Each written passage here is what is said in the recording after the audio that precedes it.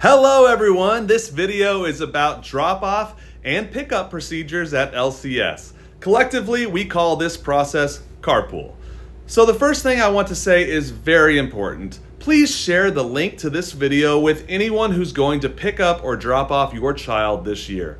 It doesn't matter if it's a family member or a friend, it's very important that everyone who goes through the line understands the process. All right, let's talk Carpool. First, the normal procedure for dropping off your students in the morning begins at 7:30 at the gate near the elementary on the south side of our campus off Lake Drive. Ms. Shauna will be there to greet the students and to watch over the drop-off process. She is available to help smaller students get out of their car and to direct them where they need to go. For the first day of school, often parents will park and walk their child to class. This is especially true for younger students. Just know it's going to be a little bit chaotic that first day. There won't be enough parking spaces for everyone in the Lake Drive parking lot. You are welcome to park on the street or on the other side of campus and then walk through the office if needed. The gate opens at 7:30. Classes start at 8:30. We recommend that students be dropped off between 8 and 8:15, which gives them plenty of time to use the restroom and get settled before class starts at 8:30. If you drop them off at 8:29, technically they may be on campus on time, but they're probably not going to be in class on time, and therefore they will most likely be counted tardy.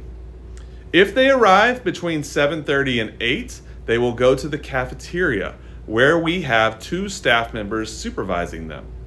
They will sit at tables with other students from their grade. They can read a book, draw, do homework, study. But all the students are going to be together in the cafeteria if they arrive between 7:30 and 8. Starting at 8 o'clock, all homeroom teachers will be in their classrooms ready to accept students. From 8 to 8:30, all students will go straight to the classroom. We prefer students be dropped off on Lake Drive side of the campus through the elementary gate. We understand that there are exceptions. If you have an early learning center student, you're welcome to bring all your kids to the school office in the morning and have the older siblings walk to their respective classes. We also allow high school students who are drivers to park in the north parking lot. Those students are allowed to enter through the office along with any siblings riding with them. But if you are just driving to school and dropping your kindergarten through 12th grade child off, please drive around and drop them off on the south side of campus, not at the school office. We want to minimize the morning traffic through the school office if possible. In the afternoon, every car picking up a kindergarten through 8th grade student must have a pickup number hanging from their rear view mirror. This is extremely important. We cannot place children into cars that do not have the official number displayed. This is a safety issue. At times in the past, I have done an in-person identity confirmation when I was monitoring the pickup line. However, we have a different teacher entering numbers this year, and I am instructing him to not make any exceptions. If you arrive and you don't have your car tag with you for whatever reason, please just go to the office. We will call your child down after we confirm your identity and that you have pickup access. We want to prioritize the safety of our students. And the after school pickup line starts at 3:30, and we typically end about 3:45 or 3:50, depending on the day and the length of the line. If you arrive after 3:45 and pull through the line and there's no one there and the gate's shut, that's because Carpool has ended. Don't panic. Of course, you can still get your child. Just drive around to the office and we will have them either already in the office waiting for you or they will be on their way down. Let's talk about the actual operation of the afternoon pickup line. Traveling east on Pegues from 4th Street, you will pass the school office and the gym on your right. You will turn right on Huey and then turn right onto Lake Drive and then one more right into the first entrance of our parking lot. You will then pull up underneath the awnings or to wherever the back of the line is when you arrive. Please travel this route because this is the route the line will take and you will join the line wherever it ends. The line is the longest probably right around 3:30 when most people have lined up, but it hasn't started moving yet. It will sometimes stretch all the way past the baseball field, up the hill, past the four-way stop. But don't worry, once we get going, it moves fairly quickly.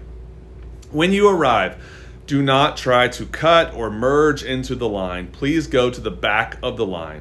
This next part is very important. I'm asking everyone to hear me, please. We want to have a positive relationship with the neighbors who live in the neighborhood where God has placed us, even the neighbors who may be a little harder to get along with.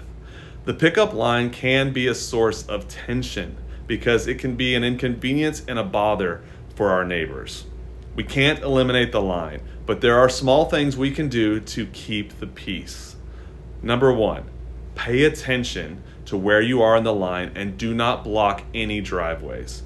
You never know when someone will arrive home and want to pull in their driveway or want to leave. If your car is blocking them and you can't move because there's a car in front of you and a car behind you, it can be very frustrating. Number two, please do not pull into any driveways or business parking lots to turn around and enter the pickup line. We had multiple conversations last year with the owner of the martial arts studio on Pegues. He gets very frustrated when our parents turn around in his parking lot. Please don't do it. If you can approach the school on Pegues from 4th Street, you won't ever need to turn around to enter the line.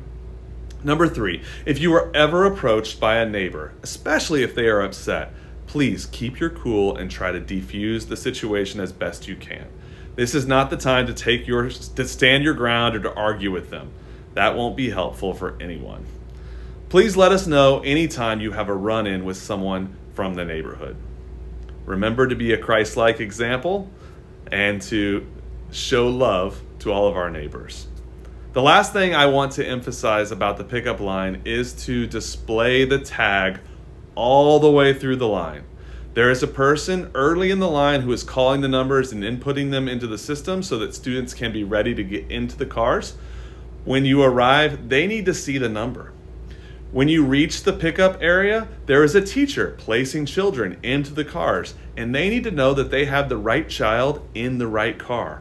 Please display it from your rearview mirror and do not take it down until you have your child in your car. Next, let's talk about high school carpool. First off, if you're dropping off your high school student in the morning, please drop them off at the gate near the library off Lake Drive.